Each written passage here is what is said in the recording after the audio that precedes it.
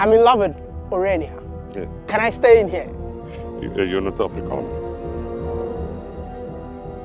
Afrikaners are descendants of Dutch settlers who arrived at the Cape of Good Hope on a boat in the year 1652. Now, there's this town it's actually not a town. They made their own nation, and it's in South Africa, and it's all white, but they're like, oh, it's wrong for you to have this all white nation. They got their own currency. Orania got its own bank, and what really shocks me to see that they trade in their own currency, popularly known as the Ora. I'm talking about they say we don't depend on the South African government for nothing. We don't like what they're doing. We got our own schools, our own hospitals. They have like seceded basically from the country.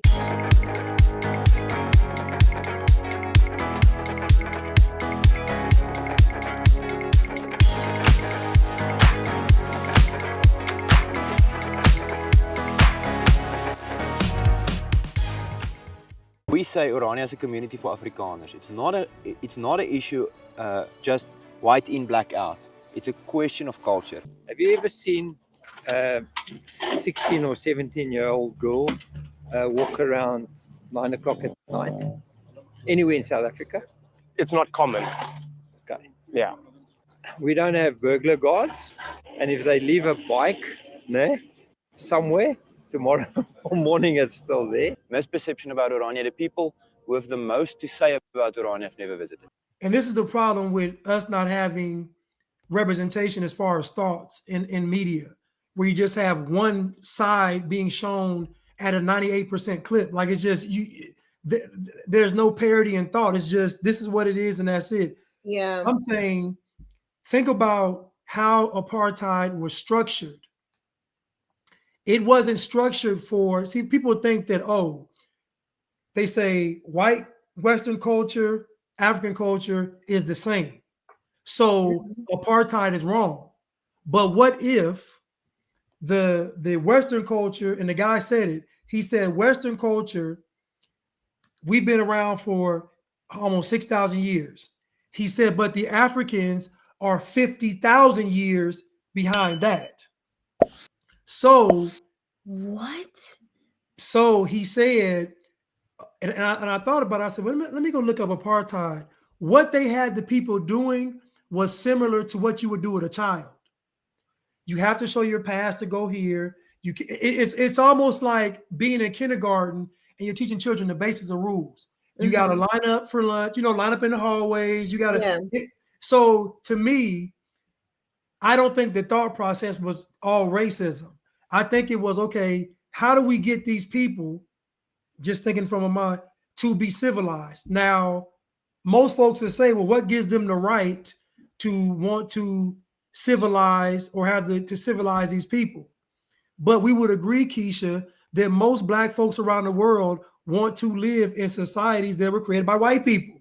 Yes, of course. So if you want to be in that society, then you're going to have to do what? When in Rome, do as the Romans. I'm really impressed with the infrastructure development in Orania because a town of about 3,000 people got their own airstrip, and every single road that you see in this town was actually built and financed by the people. My responsibility is the growth of Orania. In other words, in Orania, we don't get any money from the government. We are responsible to create our own economy and your own wealth. So my responsibility is to make sure where is the certain areas that needs to address, and then we address our areas. I just think that culturally, a lot of cultures, that the further you go down from towards the equator and below the equator, I just think that the culture is, because life is a little easier, in my opinion, the weather's better, soil's probably more plenteous, fruits on the trees. I mean, you get like to me, a lot of your culture is affected by your climate in your area. So to me, it makes sense to have a more lax culture, right? But the problem is when another culture gets introduced and that culture may function a little better than your culture. So now what do you do? And so I don't think that the African nations they have a low IQ. But I would say that I say this all the time, Quisha.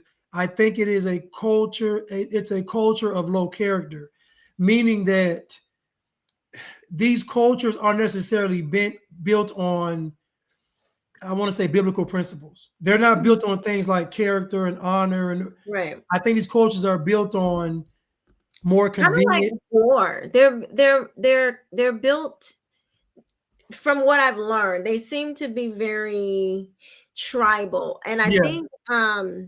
I think I was listening to when you would talk to Chuck, I think he was saying like some of these people had to go and learn how to do other things because all they knew how to do was fight. Like when times were changing, all they knew how to do was fight. And they would like loan themselves out to fight, you know, because that was the only skill that they had. So yeah, I think that's what they didn't pick up much after, you know, society started to advance. As a matter of fact, one of the primary economic functions in Africa prior to European colonialism was war. And this is interesting, Blanche. This is actual fact. Anybody out there don't believe me, they can research this. When Europeans came and brought relative stability to these areas, a lot of young indigenous men had nothing to do because there were no more wars to fight, because that's all they knew. Oftentimes, in order to earn a living, a lot of these young men all across the continent of Africa would essentially contract themselves out as, you know, fighters and serve, you know, various wars, etc. So once stability was established, the Europeans were complaining that they were having a difficult time getting the indigenous peoples to work. I'm not talking about slavery. I'm talking about just kind of like your typical, you know, like employment. Hey, you want a job? You want to come help work? We can mine. We can do, you know, we have jobs. Help wanted. So you got the help wanted sign. A lot of these Africans didn't want to work. So a lot of the merchants, the capitalists, imperialists, they had to go and complain to the crown and say, we need to export more whites. And this is how a lot of whites ended up in parts of Africa, because the Africans refused to work. They wouldn't work. So they had to ship whites to the periphery of the empire to get the engines of capitalism flowing, because these indigenous peoples wouldn't work. And even think about South Africa, if you all are 99% of the population, why don't you have any farms? Like if you all of them are, yes, they don't like it. Like, and what they'll tell you is that it's racism. How can you guys dominate the entire country? How can, like, it's impossible. Like, it's not, no, we're not going with that. You can use that as excuse over here, but not over there. You mean to tell me 99% Quisha and y'all still oppressed? Right. That's what I'm saying. Like, I'm like, it starts to make you think some uncomfortable thoughts. I have no desire to connect with the rest of the country because of the culture. They hate the culture that South Africa has let itself succumb to, because they love their like the culture that they feel like their true culture is like their Judeo, they're Christians, they you know, they're a free market country, this like 3,000 country, you know, but they love to exist independently. And I just think, oh, this is where I was saying, now they are the ones that are oppressed, and they're building. Their natural instinct is to build. All that time, the black farmers, because there's black farmers there too. All this time, the black farmers, the black South Africans, all of that time during apartheid, you didn't build anything. Like, why not? I don't understand that. That was my point. Their oppression, they build. These other people's oppression, they complain. Okay. So now, Is that Orania flag? This is our flag, yes, indeed. Who is that? Who's this young man in there? This young man is called the Little Giant. The little giant. Yeah, it symbolizes rolling up your sleeves to work. So firstly, because of the fact that we're saying we as a culture, no one is coming to save us, no one is going to build a future for us. What we want to build, we'll have to roll up our sleeves and build ourselves. And secondly, the fact that we do our own work is also represented in that. Our goal, our mission here is to preserve our culture, to build something for our culture, to preserve our religion. The problem is that the solution would have to be a cultural change, which they're not willing to do. And to me, that's the thing, is that you have to change your culture. Those white people that created their own country, their best interest is to do what? To come together and be self-sustainable. That's their best interest, right? That's their best interest. But the South Africans are focused on getting revenge on white people. Would you agree with me if I say that this man performed a lot of atrocities in the past? It's our history. But I know it's your history. But at the end of the day, a lot of people were harmed in the process. You don't think if you are embracing this, you're definitely embracing apartheid? Is it okay to celebrate Shaka Zulu leader? Do you know who that is? I know who Shaka Zulu is. He killed a lot of people. Is it fine to celebrate him? Hold on, I want to show another part. It's pretty interesting. This is fascinating to me, man. I was told that no white people are allowed in this village. Is that true? Yeah. Why? The spirit that they have here is a warrior spirit who fought against the European in the slavery time. And every time that the warrior spirit see white people, he get aggressive, so they want to fight. That's why they don't allow white people to come here. What will happen if a white person comes here? Death. What I find interesting is when he went to the African village or Dahomey place, he changed the way he dressed. Like you saw, he put on like traditional clothes. And so to me, that's like something subliminal, because this content creator, I guarantee that he doesn't agree with these, because they're threatened by an all-white anything, even if that all-white thing doesn't want to be a part of them. They still feel, and to me, that being threatened isn't really a threat. It's really they're kind of like jealous, because they know that they're going to be successful. So imagine you see some white people saying, okay, we're going to go on our own. We're going to make these sacrifices. We're going to build a whole new community. They know they're going to be successful in doing it. So it's almost like they hate the fact that they're even going to go and do it, because it's going to prove. Now, compare the two towns. Compare the town that they say is no, you can't have any blacks, and compare the ones that you can't have any whites. The ones that you can't have any blacks, you can walk on the street at night. It's nice, it's modern, it's everything. But the one that say no whites, it's all shacks and this is all no shoes, no roads, no nothing. Yes. No. But they like living like that. Like, okay, like if you like living like that, that's fine. Why can't these people live the way they want to live? Like, it's so weird. I don't, you know, you've said before, like, that Black people, basically, it's not that they don't like white people, is that they actually are jealous or envious of white people or something like that. You know, that it's not, because you can't hate somebody so bad but just want to be around them, like everywhere they go. You know, I heard a white guy say, if we move in, it's gentrification. If we move out, it's white flight. You know, it's like you can't win for losing. What you want them to do? But so, yeah, Quisha, what they want them to do is to be a slave. Because what they're pushing for is for white people to give up their sovereignty. That's what they want. People out there believe that Orania is a racist model. Do you believe that whatever you guys are practicing here is racism? No. So what is it then? It's a culture town. It's a culture town. It's an Afrikaner town. The narrative is out there that if you preserve your culture, you're racist.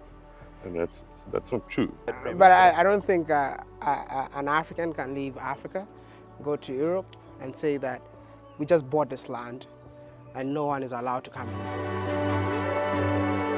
In this town, it's whites only. If I have to decode the whites only, I'm talking about Africans only. So if you're a black man like me, you cannot stay there. Because white people are not going to do it, they create this whole propaganda machine because white folks won't say, okay, y'all have it. Okay, what y'all want? No, they're not going to do it. And so even in a situation where they separate themselves, the guy asked him, the guy said, well, what's the purpose of this? He said, you seen a little 9-year-old little girl walking the street at 9 o'clock at night? And the guy was like, no, it's rare. He was like, that's why. Because again, he's not talking about race. He's talking about the culture. Black people, the future. He's talking about the kid. I want the children to be able to grow up in a safe neighborhood so they're not traumatized. They don't have all this mental burden, because growing up in an unsafe neighborhood, trauma. Growing up with parents fighting all the time, trauma. Growing up in a one parent home, there's trauma there. All of this stuff. People want their children to be able to have peaceful lives. They don't want them to be mentally burdened with that. And you can't blame them for that. But Quisha, I was thinking the other day, I thought about it, I said, you know what? Let's think about South Africa for a second, or some neighborhoods in America that are black. Imagine being around all that death, destruction, and damnation, and you don't want it. Like you're not motivated to change it. Like imagine all of it. Like you're not going to the government. You're not going to the city government. You're not complaining. You're not protesting. You're not like you're literally just living around dysfunction and chaos. Yeah. And then you're blaming white people. Orania got their own local governance. I think what is important of it is the fact that it's totally unique. What makes it unique? Well, there's no other such town council in South Africa. First, it's free of political parties. There's no political parties in Orania at all. All the people here representing the community are personally nominated and voted for. Secondly, we had a settlement with the South African government in the year 2000 about our status as a municipality, giving us the option to first make our own municipal bylaws as a local government, and secondly to have our own local taxes and levies, which we can use for the development of Orania. So no party politics, no salaries for the elected officials. Obviously the officials, the head engineer and the head of roads and those people, they get paid, but the elected officials do not get paid for their service to the community. Y'all been in parties since '91, Quisha. Mandela. That's all they know how to do. That's what they're skilled in. That's the skill. Like, Chad says, Martin Luther King took Black Americans from a trying race to a crying race. Yeah. And, they totally put down their skills and pick up a picket sign. And so that became the skill, because remember, they trained at that Hindenburg, whatever, at school of the communist school. What do you do for a job? You train. Police colors. She said, we are trained Marxists. You train. Because now this is their job. This is the new industry. It's in the colleges. It's in the K through 12. It's Hollywood.